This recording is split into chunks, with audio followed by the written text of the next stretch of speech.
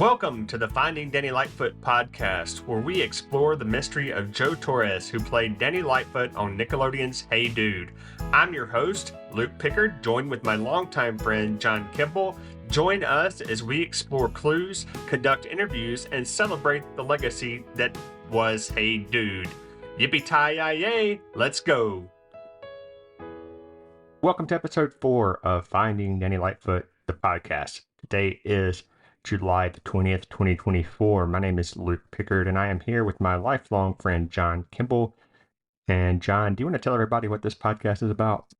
Yeah, sure. Just for anybody that might be listening for the first time, the goal of our podcast is to locate the actor Joe Torres, who played Danny Lightfoot on the 1989 television series Hey Dude. He's not made any sort of public appearances or anything since the early 90s when the show finished.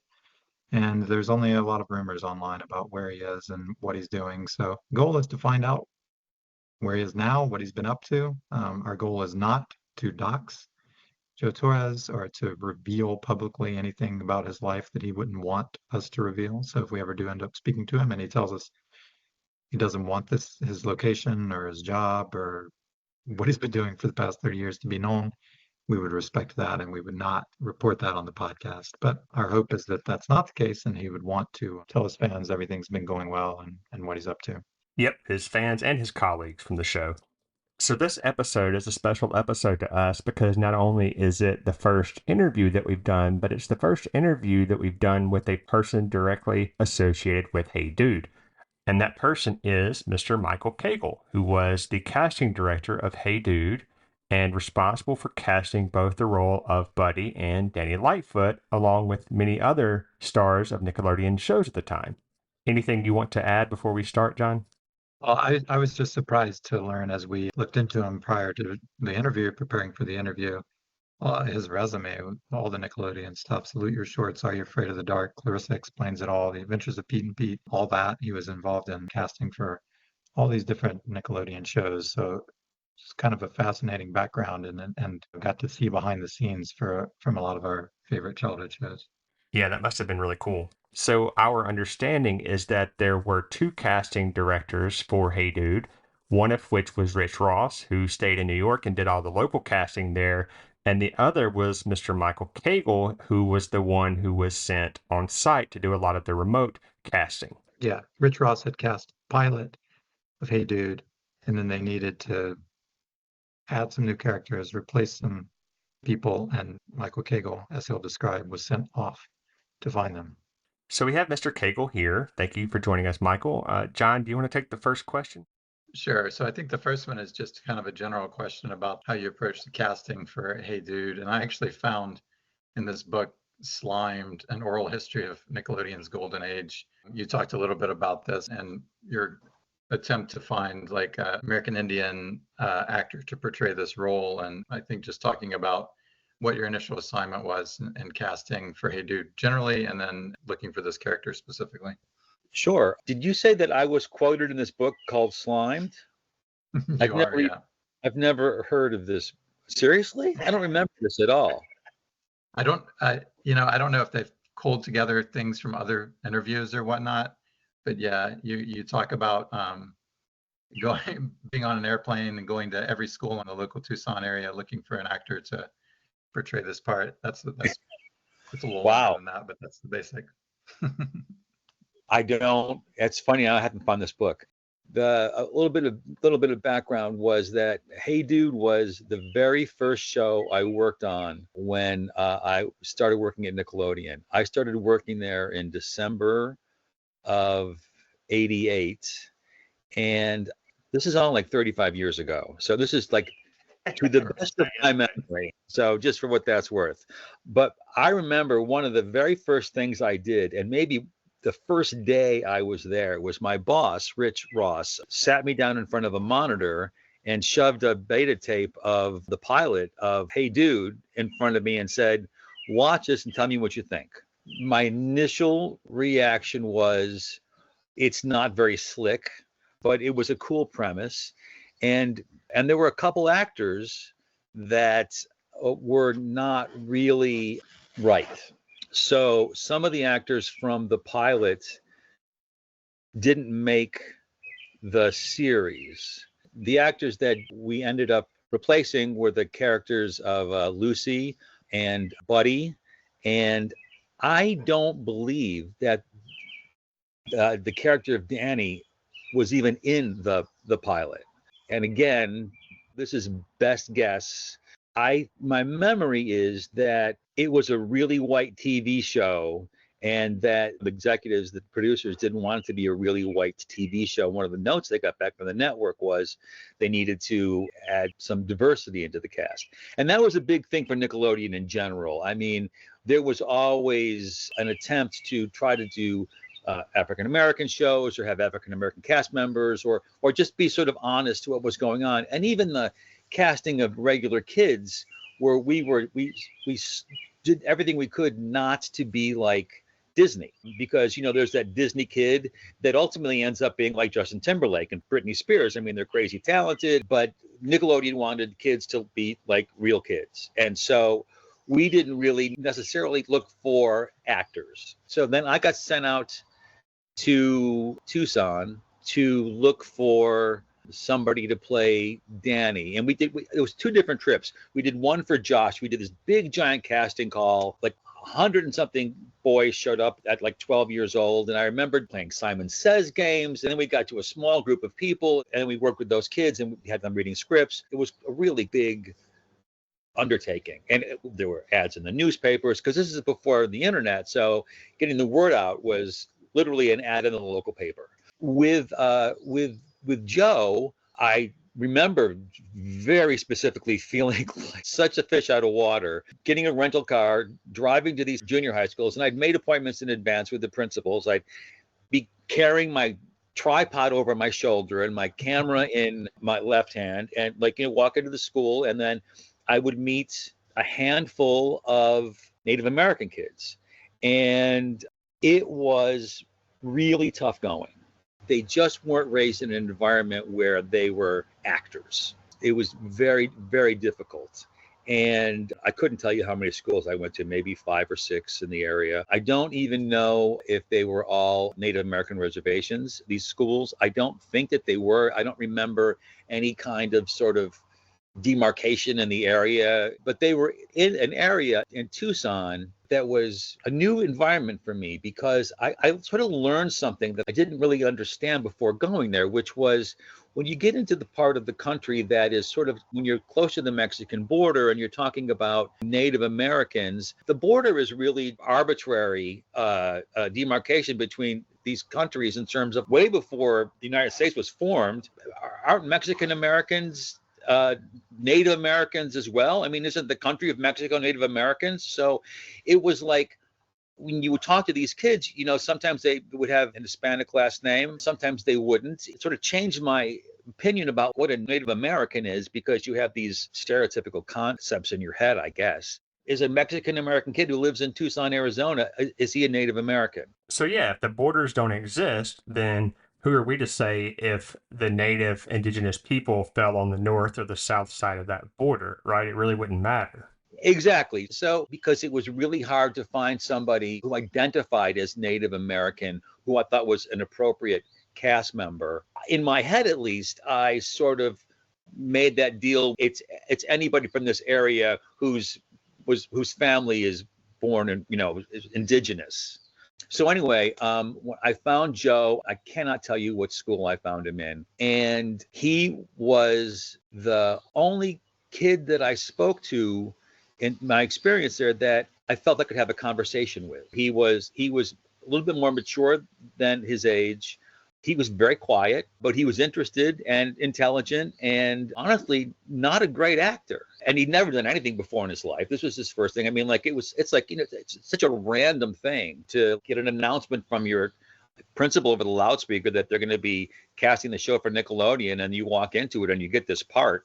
I mean, it's just how weirdly life-changing is that for a 14-year-old? Did they know what Nickelodeon was at the time? That's a good question, because I didn't know what Nickelodeon was when I got hired there. I had gotten hired a few months earlier and gotten an interview through strange turn of events. But I had to ask a colleague of mine where I was working before. I said, I had this job at a television network called Nickelodeon, and I had no idea what it was. And even years into me working at the network, I'd say I work for Nickelodeon, and people would always say, I love that show. People didn't really have a sense of what it was. So did they get it? I don't know. Maybe, but he would have been the right age to have been watching it. But that's cable TV, and did you have cable at that? And it was in the late '80s. So anyway, he was this really cool kid. We took him to the producers, and honestly, he was the only shot we had. I didn't come back with like, I have 4 alternative choices for you. It was like Joe Torres or nobody. And we were dead set against, well, 2 things. We didn't want to find somebody who really wasn't a Native American and try to pass somebody off. And also they wanted somebody who was local. So that was the impetus behind all that. So we were curious to how this role compared to the other roles that you had cast for, but since this was your first casting director position, then I guess that wouldn't really apply here. Very first thing I ever did, yeah. My background is in theater and directing theater, and I was kicking around looking for a job as a theater director, and I ended up working for talent agencies, just survival jobs. And I'd never cast anything in my life before. And the talent department where I got hired at the time, it was a very small department. It was my boss, Rich. And then there were 2 people who were talent bookers who tried to get celebrities to do shows. And then they brought me on. And my job was to cast, but I'd never cast anything before in my life. It was this great gig, but I had no idea what I was doing. So the thing about this show was the initial run had already been cast. Christine Taylor was there, Kelly Brown was there, David Lasher. So I just had to find replacements for this show. And normally, because most of the shows that we were shooting at the time were shot in New York and eventually Orlando, we would focus on East Coast kids. But going to Arizona and the high school thing, something I don't think I ever, no, that's not true. I did that one other time. When I went to high schools looking for talent. When we were doing the first season of All That, we were looking for sketch comedy kids. And this is much later. But I went everywhere. I mean, we found Kel Mitchell in Detroit and Tina Thompson in Atlanta and Lori Beth Denberg in Northridge, California. They were from all over the country when we put that group together. And I was going to high schools because a lot of times there weren't, you couldn't go to Detroit and say, oh, there's a casting director here. I mean, you can now, but at the time, if you wanted to find kids, you had to go to schools because there weren't a lot of actor kids out there. I'm going to kind of combine a couple of questions about Joe or Jose's background. One we've seen him referred to as Joe almost entirely on the series, but then we've also seen some of these rumors referring to where he went by Jose or allegedly went by Jose. So I'm curious about that aspect, whether he was Joe or Jose, or if you heard both. And then I'm also curious, I've seen an article saying that he was an aspiring artist at the time. So if he expressed any aspirations related to the entertainment industry or anything else at the time that maybe his dreams or what he wanted from his life, if any of you remember any of that. Well, I only knew him as Joe. In fact, the only time I've ever heard him be referred to as Jose is when I listened to the first 2 episodes of your podcast. But again, as the casting director, I would put the cast together and I would leave. So I was never in production. Joe probably, honestly, wouldn't even remember who I was. He'll remember the experience of being found, but I mean, he probably doesn't know. He doesn't know who I am. And so then he had this experience out in California, or in Tucson, I should say. And could he have changed his? I don't think so. In fact, in the whole run of the show, I never heard anybody refer to him as Jose. Could he have changed it later? Sure. I mean, any of the cast members or the producers or anybody on the show, that's an easy question to find out. You had said something like Christine Taylor has a podcast? She does. It's called Hey Dude, the 90s Called, and it's with David Lasher. How does she refer to Mr. Torres? Joe. Joe, yeah. Always Joe. Yeah, I've never heard anything other than Joe myself. So if you guys are looking for him, I would my sense is that he's still Joe. The aspiring artist thing, he was 14. I mean, you could be an aspiring astronaut when you're 14, So did he draw maybe? I don't know. I don't have any memory of that. Okay.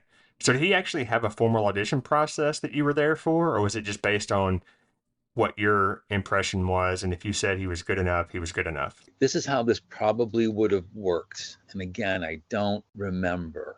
I would have been at the high school or the middle school, wherever it was, and I would have made tape of his auditions, had him read some scripts. I would have been reading with him from behind the camera and coached him a little bit, and then sent the tape to the producers. The producers were in California, I think. Maybe not. Maybe they were all in New York. Ross Bagwell and I forget the other gentleman's name. And they would have looked at the tape, and then, because they were already on location, they would have set up a meeting with him. And they did not fly me back out they didn't need me after I found him, so they wouldn't fly me back out. And they probably would have met his parents. We always want to meet the parents in these situations. Oftentimes, when it comes to contract negotiations, that was my job for a lot of the shows. But I hadn't been there that long that that had started yet. That show being the first really live action show, like scripted show, was new frontier for us. So I think we learned a lot about how to like set up the process of doing this later. And this was kind of, I think, sort of made up as it went along. And so my guess would be that the production company probably negotiated his contract directly as opposed to going through us. But I don't remember specifically, honestly. I guess you kind of got into this a little bit earlier, but curious also about the process involved in casting Buddy and ultimately finding Josh Tigel. If you have any memories or thoughts about that. Sure, that was a really fun experience. In fact, my boss, Rich, took the big ad that we put in the local Tucson paper, like a half-page ad, and he framed it for me, and I still have it. It's this picture of a faceless kid with a dotted line around his head and a horse being a cowboy. You could be the next Nickelodeon star, kind of a thing. And so that attracted a lot of kids. I was thinking about this because I knew this was coming up, and I was trying to remember how it happened. I have this very specific memory of standing in the center of a giant circle with 150 12-year-old boys, having to winnow them down. I mean, it was like, how do you do that? We didn't have the time to interview every single kid. And, and I was so green. I wasn't a casting director. They were like, okay, now go figure out who the best one of these kids are. So the only thing I could think to do was we started playing Simon Says for a while. I mean, that's hardly the best way to find out if somebody's got good acting chops or not. But it just because you got rid of the kids that were too young, maybe, or couldn't follow direction. Yeah, exactly. It was like, can you do this kind of a thing? And I think once we got past that stage, we narrowed it down to maybe 20 or 30 kids. I'm sure Josh remembers this.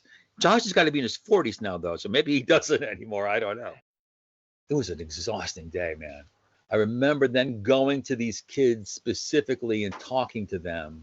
The kids especially, you can get a sense if they're like outgoing or if they're shy. Then you could narrow it down again and again and again. And I think that we got to maybe a handful of kids, and then we read scripts with them and put this all on tape. I remember Josh's mom was there. I remember that Josh's mom accompanied him to this. I think he was everybody's choice that day. By the end of the day, I think we had agreed on that. But the producers weren't there. It was a woman named Brown Johnson, who was the executive in charge of production for the network, and my boss, Rich Ross, and myself. Brown and Rich would be part of the approval process, but they wouldn't make the choice. So I think that probably went out to the producers again with our recommendation. There may have been more than one person that was sent via tape to them. I don't remember offhand, but everybody was really happy with Josh and with Danny. Joe. Good. So the next question is about the role of Danny Lightfoot. So how much of that role would you say was influenced by Mr. Torres once he was cast versus the writers prior to him being cast? I'm just curious to see if he had any impact in how that role was played over the years. Anything I'm going to say here is going to be conjecture because I was not part of the production process after it was cast. But my guess would be that they had probably written the first at least 6 scripts prior to Joe being cast. That's a good question, because I could have come in with a completely different kind of kid, right? He could have been 6'2", or he could have been 4'1".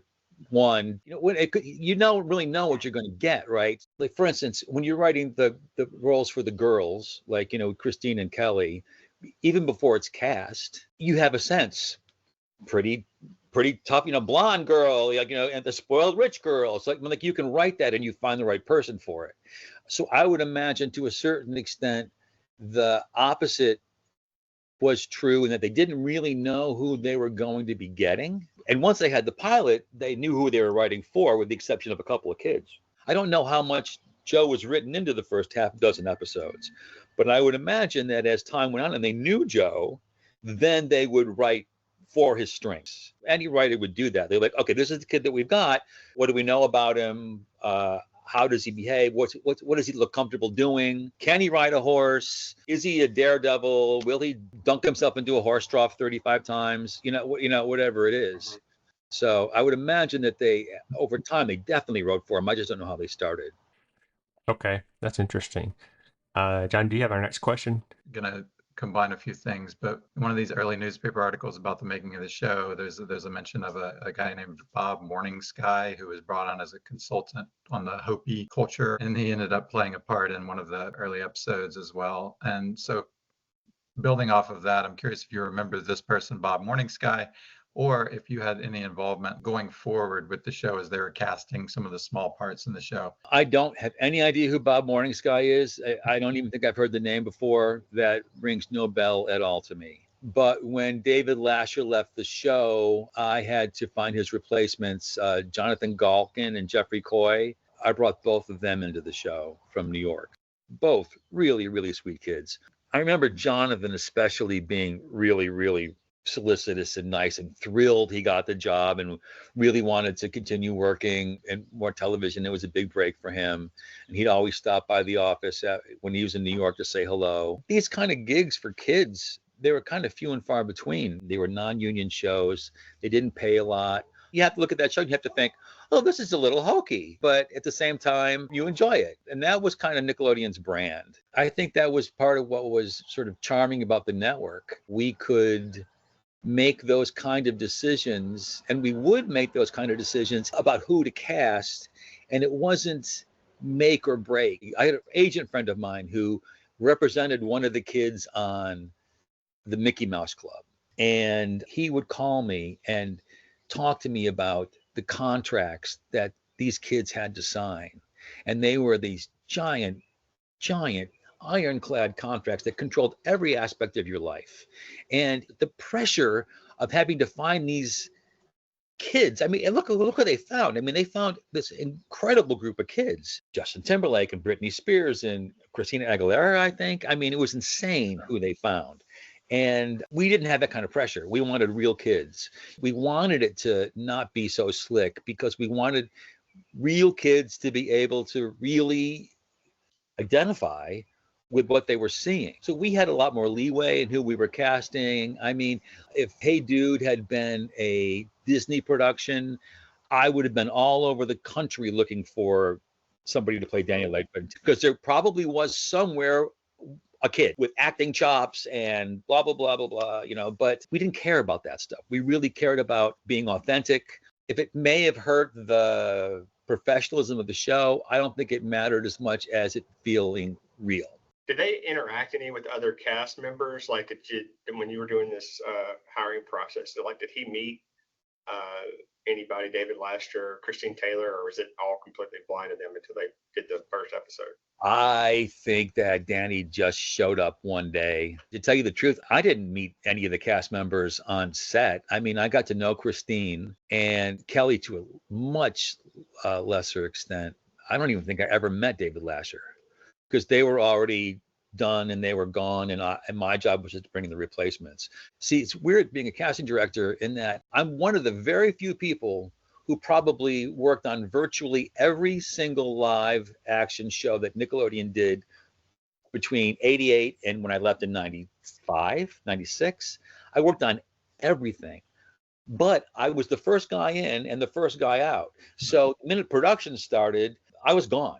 And I didn't have time to go back and like hang out on the set and get to be friendly with people. I knew everybody, but not really well. Right. And didn't really work with them up past the casting stage. I was going to say, David, we reached out to him and he said that he was hired, and he said Rich Ross was his casting director. Yes. So it's interesting that was his memory, because we were kind of confused because like we knew him, but then when I emailed you, you were like, well, you did a lot of it. So I was kind of like, but it all makes sense now, because it seems like you did most of the casting and then he apparently stepped in for like one or two people. No, well, actually, how it worked is different. Rich got hired to do talent for the network, and he was a one-man team. Do you know who Rich ultimately is? Where does we looked it up. We looked it up, and so it was very impressive. Yeah. He was the most amazing boss I ever had. I just learned so much from him. He went to Penn and then got hired on a special project for Nickelodeon. I don't even know how, and then turned that into a job as the manager of talent relations, grew this empire, left to work at FX for a while, and I followed him to FX, and then he went to Disney and he became the president of Disney, and then he went to Disney Films. He has had an amazing career. He started the Kids' Choice Awards too. He was the guy behind that first. Oh, that's cool. Rich was probably told, hey, we're doing this show, you're a talent guy, you got to cast this. And I'm sure Rich, like me, had no idea what he was doing, but he had to make it up. So he cast the initial group, and then they shot the pilot. And I think because there were so many things happening at Nickelodeon at that time, he needed to find somebody to do that job. And he knew that the casting thing was going to take off, which it did. Have you seen or communicated with Joe since that initial casting process? Not at all. Not at all. Now that you know, I had a very short amount of time with Joe. I was just like, I cast him and I moved on. But you guys are looking for him. I don't have any inside information, and people's lives can turn out a million different ways. I don't think that Joe really had the acting bug. I'm not surprised at all that Joe didn't go on and do anything else after Hey Dude, because I don't think that's what it was for him. I think that being an actor was probably so foreign to his way of life up until that point. I don't think that he thought of this as something he was going to do with his life. There are some people, and there's a lot of them out there that, like, were kid actors who were like, done, that was fun. A lot of them try to parlay that into something else. I didn't get the sense from Joe that this was something he really wanted. I'm sure the money was welcome. I don't think he disappeared anything other than just because he was just done. I wonder if, people are saying, oh, he disappeared. Maybe it's as simple, he just went home, and he was just kind of done. Probably isn't paying much attention. I mean, honestly, my life at Nickelodeon was 8 years, whatever long. I never go to the message boards. That part of my life's over. I know it was a blast. And I think a lot of people feel that way. It's like, that was fun. It's sort of something tragic happening to the kid. And I really hope that didn't happen. I just think he's probably not even aware that this is even going on. My guess is he's just doing his thing and he's forgotten about that part of life. So two things really stood out to us with regards to Joe that I want to mention. One is the fact that he has been able to stay out of the spotlight in today's era of social media. Not only does he do that today, but he's done that over the years with MySpace and Facebook and LinkedIn. Like, there's no record of him anywhere, which is quite impressive, to be honest with you. Second, we really wonder what the conversation was like with regards to the reunion 10 years ago. So 10 years ago, when they had the reunion, I'm sure that someone reached out to him from the show with regards to attending, and he didn't go, obviously. So we're really curious as to the reasoning of his not appearing. Was it because he just didn't care? Was he too busy? Did he have some sort of beef with someone on the show that he really didn't want to confront while he was there? That's really intriguing to us. Well, let me ask you a question about that. 25 years after, Okay. So he's 40 years old. Maybe he was 18 when he left Hey Dude. So 20 years later, where were you 20 years ago? Yeah, I mean, in his name, Joe Torres, I mean, it reminds me of Mike Smith. true. Like you guys, it's a dead end. I mean, what are you going to do? Like look up all of the Joe Torreses online? People's addresses change, and pretty much all of those guys, with maybe with the exception of Josh, and I don't know, are probably still in the business, or at least connected enough to the people that were in the business that they're still friends. I don't think there was anything nefarious about this, but Joe may never have, because of who he was culturally, may never have like bonded with the rest of the cast the way the rest of them did. This is all conjecture. But you're right. If you're the only person of color on a set with all white actors, there may be some awkwardness there, especially at that age. Well, yeah, but again, I wouldn't categorize it as like anything that was malicious. He was not a very outgoing kid. I can't imagine him being pen pals with Christine. Like you see Christine and Jonathan and Kelly all chatting and talking because they have a lot more in common. The other thing I wanted to ask you, I heard on your podcast, was that you had gotten the impression that when people asked about Joe during this reunion, people didn't want to answer you. That doesn't make any sense. So someone asked them directly if they knew where Mr. Torres was, and their responses were very vague and almost like they knew, but they didn't want to say, which of course just piqued our interest even more.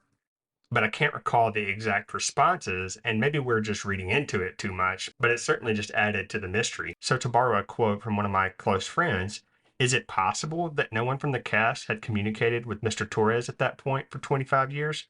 Sure. Is it probable? It's hard to believe. And then that begs the question, why hasn't the cast communicated with Mr. Torres for 25 years? Is it his preference? Is it their preference? Is it just that it's not had the right timing? I don't know.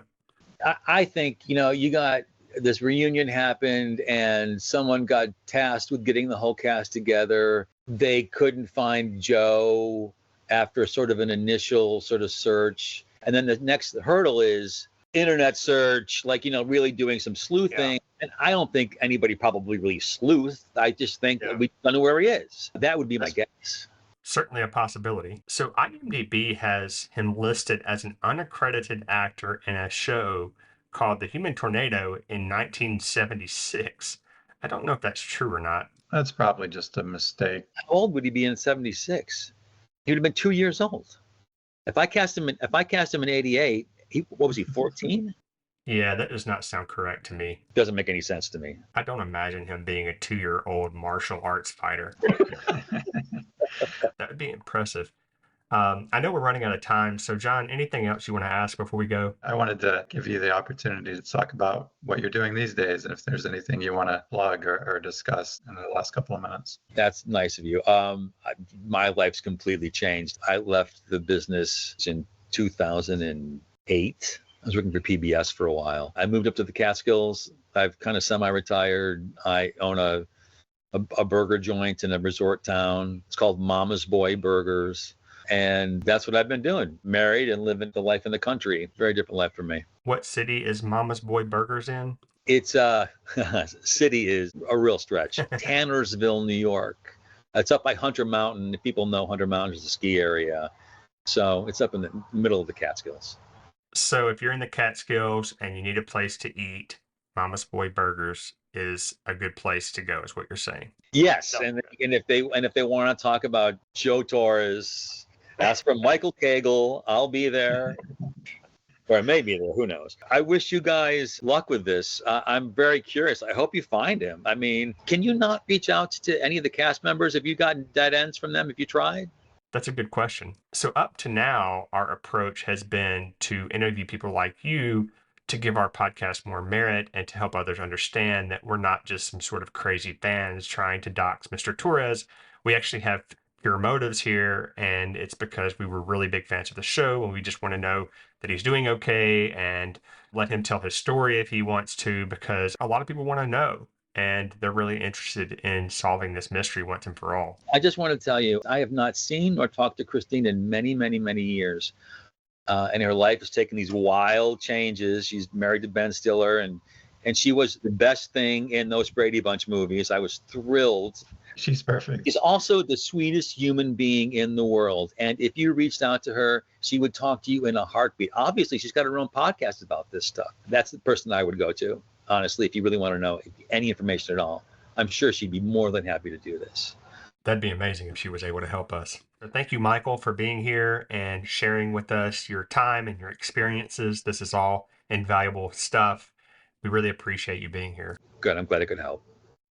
So we hope you guys enjoyed that interview and found it as informative and interesting as we did. What'd you think, John? A couple of things that I just found particularly fascinating. The Joe Jose debate. Not that he settled it. There was kind of this idea in my head that maybe Jose was changed to Joe by Nickelodeon, some sort of reason to make him more relatable or something like that. But apparently Joe Torres went by Joe in 1989, at least. Not to say that he could have changed it since then, but seems like pretty likely that that was what he was calling himself at that time. I thought it was interesting that he was the only person that Michael submitted for the role of Danny. They had this big competition to play Buddy, and really it was just Michael's hard work of identifying Joe Torres and finding Joe Torres and then presenting him as, hey, this is our guy with no other options. I thought that was kind of fascinating. My favorite part of the whole interview is when he's speculating, of course, but when he said, I think maybe he just went home. And that really struck me because there's this picture in my head that's starting to develop of this guy. He does the show. He didn't ever have a dream of being an actor. He had a good life, like you said on one of the early episodes. And he just returned to his life. And he's not hiding. There was no trauma on the show or anything like that. It was a part of his life that was from a long time ago, and he's not interested. So if people are reaching out about a reunion or something like that, maybe it's not that he wants to be anonymous or he wants to be unknown, but maybe it's that he's just not interested. He's got other things going on. He's got a life going that is more important to him than something that happened so long ago. And I think about like getting a high school reunion invitation or something 25 years later and just being like, no, I'm not going to go. And that might be how it feels in his head. So I love that bit of speculation, and it really fits with this emerging picture of Joe Torres that I'm starting to develop in my own mind, whether it's true or not. But Yeah, that's true about the reunions. Like I didn't go to my 20 year. I went to my 10, but not the 20 because things come up and different things take priority. And I understand that. And we went to a small school and we got to know all of our classmates pretty well. And Joe only spent, what, a year or two with these co-stars of his? So that would make it less compelling, I would think. So that is a wrap for episode 4. We appreciate everybody being here for this episode. And if you have any information that could help us, please send it to findingdannylightfoot@gmail.com. And until next time, we will continue finding Danny Lightfoot.